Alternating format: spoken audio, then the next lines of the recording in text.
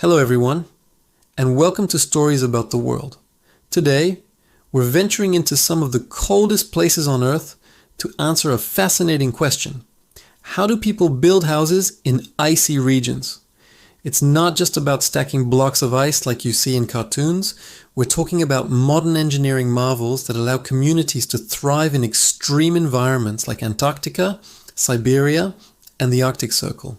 First, let's address the biggest challenge, the ground itself. In many of these places, the ground is permanently frozen, a condition known as permafrost.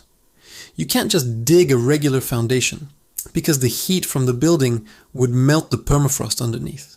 This would turn the ground into unstable mud, causing the entire structure to sink, tilt, or even collapse. It's like trying to build a house on a giant ice cube that you're slowly melting. So what's the solution? Engineers have developed several clever techniques. One of the most common is building on stilts or piles. The house is elevated above the ground, sometimes by several feet. This creates a crucial air gap. Cold air can circulate freely underneath the building, keeping the permafrost frozen solid and stable. These piles are driven deep into the frozen ground, often dozens of feet down, to anchor the structure securely. Think of it as giving the house long legs to stand on, keeping its warm body away from the frozen ground. Another method involves using a thick layer of insulation directly on the ground. Before construction begins, a pad of gravel, several feet thick, is laid down. This gravel pad acts as a thermal barrier, preventing the building's heat from reaching the permafrost. On top of this gravel, a conventional concrete slab foundation can be poured. This is a common method for larger buildings in Arctic cities. But what about the buildings themselves? They have to be incredibly well insulated. We're not just talking about standard insulation in the walls. Windows are often triple or even quadruple paned, with special coatings and inert gases like argon sealed between the layers to minimize heat loss. The walls are extra thick, packed with high-performance insulation materials. Every single gap, crack, and joint must be perfectly sealed to prevent heat from escaping and cold from seeping in. This creates an airtight envelope, almost like a thermos, keeping the inside warm and cozy, regardless of the blizzard raging outside. Heating these homes is another critical aspect. While traditional furnaces can be used, many modern Arctic homes incorporate heat recovery ventilation systems, or HRVs. Because the houses are so airtight, you need a way to bring in fresh air without losing all your heat.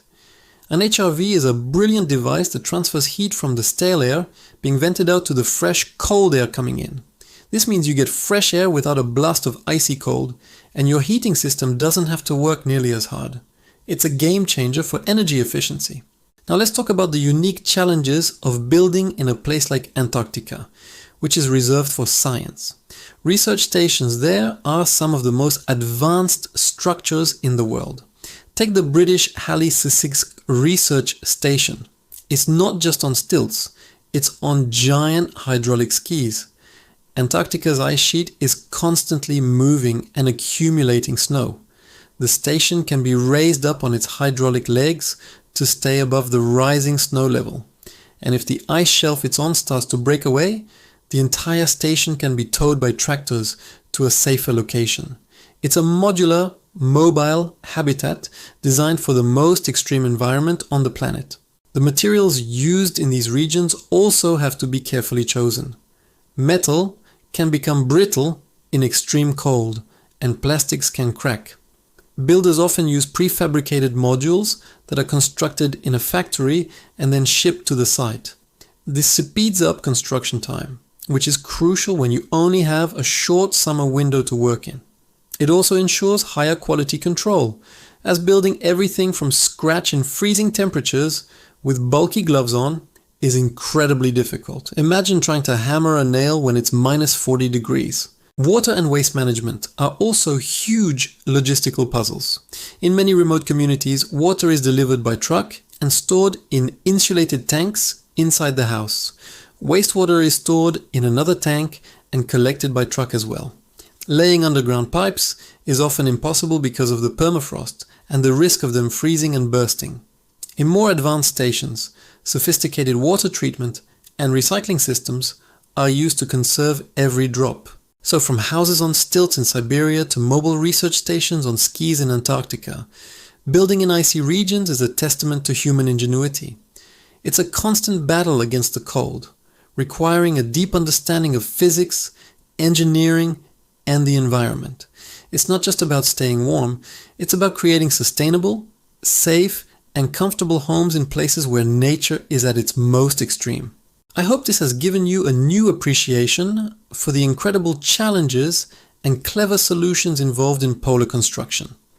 It really shows that with the right technology and a bit of creativity, humans can adapt to live almost anywhere on Earth.